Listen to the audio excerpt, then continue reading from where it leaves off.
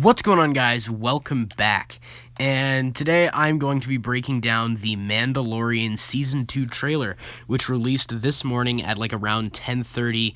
Now, there was a lot of speculation that it would release last night during, that big game that was going on. I forget what sport it was, but there was some game going on last night, and people were thinking it was going to release last night. I stayed up until 12:30 waiting for that trailer, and it didn't release, and then Disney was like, psych, we're gonna drop it in the morning, which is what they did. So today I'm going to be breaking down the trailer and just kind of giving you my theories and what I think some of this means. So starting off at the beginning of the trailer, we've got this panning shot of a planet, and then also some planet that looks like Earth. I doubt it's Earth because we've never seen Earth in Star Wars before, but we've got the Razor Crest flying past. This could be potentially some sort of planet here. I'm not sure. He's heading towards what looks like this watery planet, which, like I said, looks like Earth. But maybe he is going to that fishing village planet that we saw earlier, or that snow planet. But what makes me think that he's not going to either of those places is because the ship looks extremely damaged, and I would assume that that's after, because I believe Giancarlo Esposito, the actor who portrays Moff Gideon, has already said that Baby Yoda and him will have some screen time together in Season 2, and I'm assuming that he will capture the baby or kidnap the baby, and the Mandalorian will barely escape, and that's what it looks like has happened here. The cargo hold is open, and the ship looks extremely damaged. Does not look to be in good shape whatsoever.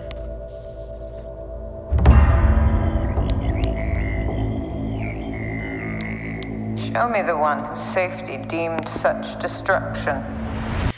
So we've got some dialogue from Season 1, Episode 8, where the blacksmith woman is talking about, he wants him to bring forth the child, which has brought forth so much destruction, as she says, and we get this shot of Din Djarin and the child going into some sort of place. I'm not sure where they're going here. Looks like some sort of village.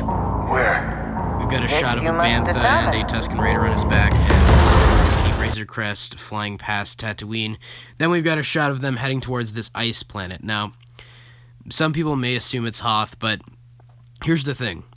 I think this may be the planet from the end of the Clone Wars, like the final scene with Vader, the moon that the Venator crashes onto with Ahsoka and Rex barely escaping in the finale of Clone Wars Season 7.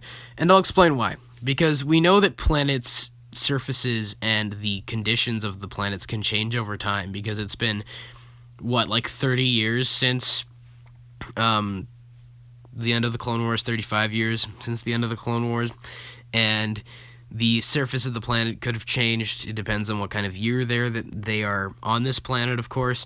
And when they land, the songs of eons past, this shot of the two of them, there's some sort of ship behind them, and it does not look like the Razor Crest. It might be, though, and maybe it's just this angle that I'm looking at it from where it doesn't look like it. But behind them, that could be just a mountain, but it does kind of look like metal to me. I don't know if it looks like metal to you guys, but that kind of looks like the crashed Venator,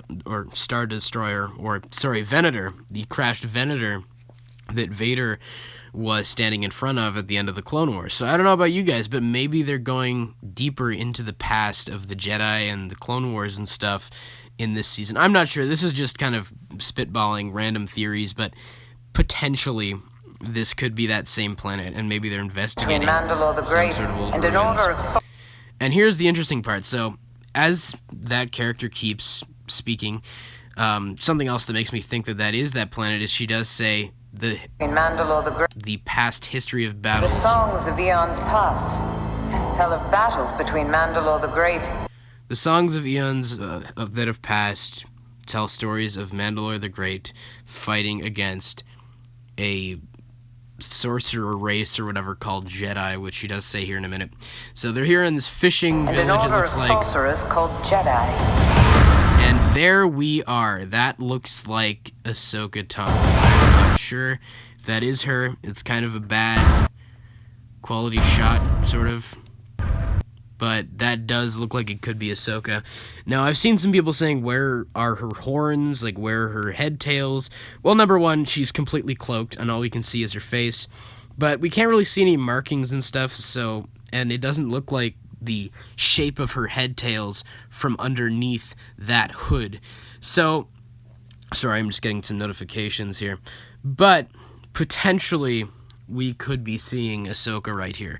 Because I don't know who else it would be, and literally right as the blacksmith woman is quoting her line about the Jedi and Mandalore the Great fighting a race of sorcerers called Jedi. So, I mean, I really don't know who else this could be. You expect me to search the galaxy and deliver I think it's this Ahsoka, creature and to a race that's of a good way to tease enemy it. sorcerers. Feeling the design, you're keeping her in a cloak, which she really loves being in cloaks. The end of Rebels, the end of Clone Wars, and here we are in Mandalorian, and she's still wearing a cloak of some type, so that's very interesting. I'm very intrigued by that, seeing Ahsoka there, so at least I'm pretty sure that's Ahsoka, so that's a good way to do it, I think. You're teasing it, but you're not entirely revealing the character, and if that's all she is in the show, like if she does show up and you do see her design for live action and she does do something important for the plot to move it along, but doesn't overstay her welcome and kind of overshadow Din Djarin and the child, I think I think she will be a welcome addition. And you can see Baby Yoda's kind of reacting there to seeing Ahsoka, and Din is aware of that. So I believe that possibly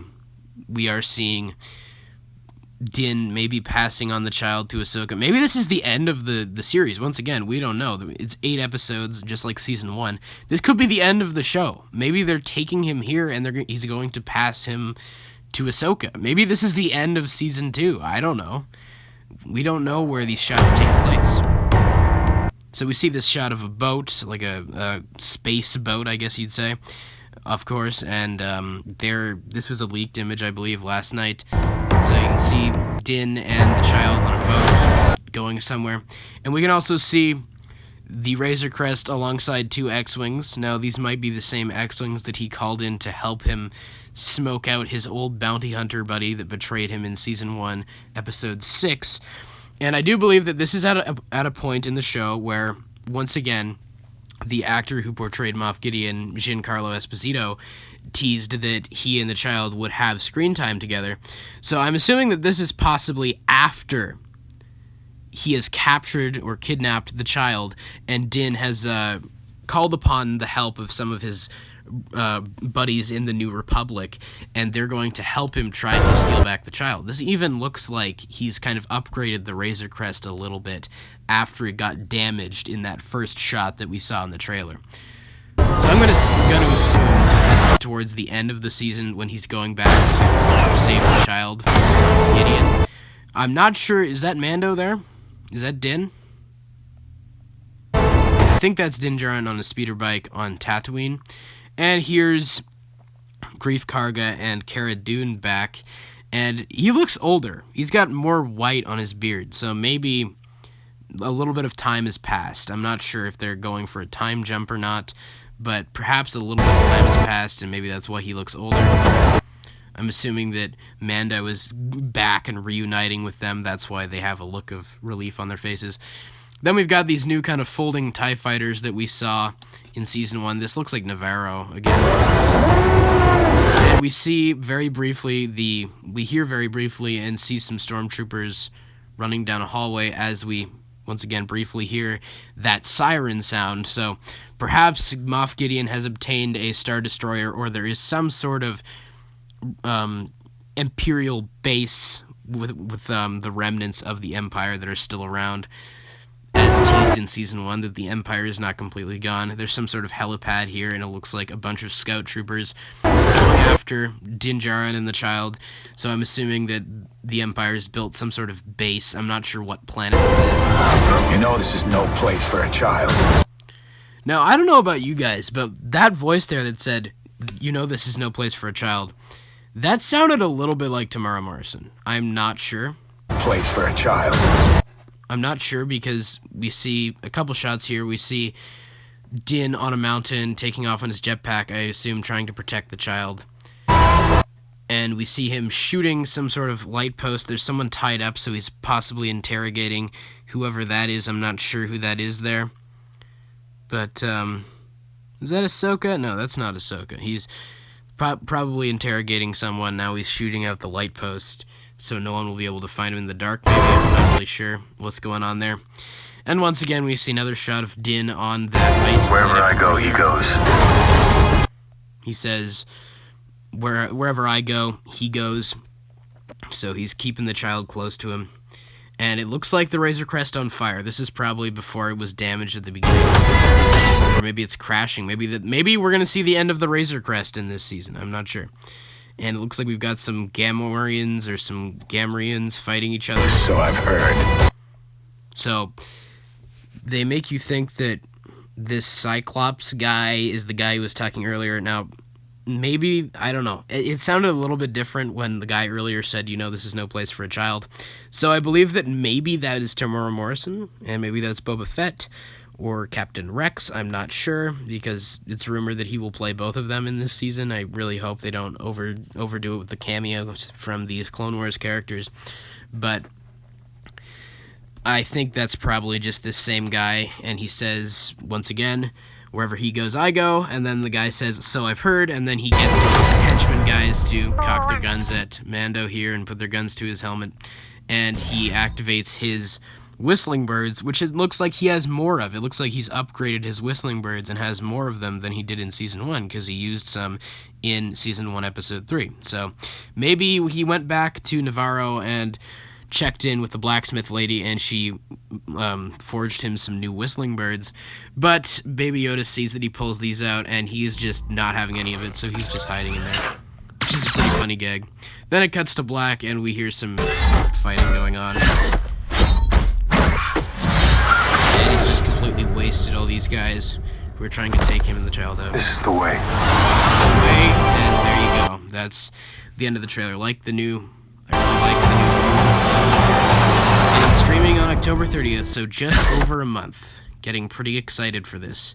So yeah, that's pretty much it on this video. That's just me breaking down what I think is going on in this trailer, and what I think we'll be seeing, and what I think the context behind some of this is. Once again, these are just random shots out of order. Much like the Mandalorian Season 1 trailer we got last year, there was no particular chronological order to the shots we were seeing in that trailer. So, I mean, who knows? We don't know where any of these shots take place. So we might not even be seeing Ahsoka until the end of the second season, and he's handing the child off to her. I'm not sure.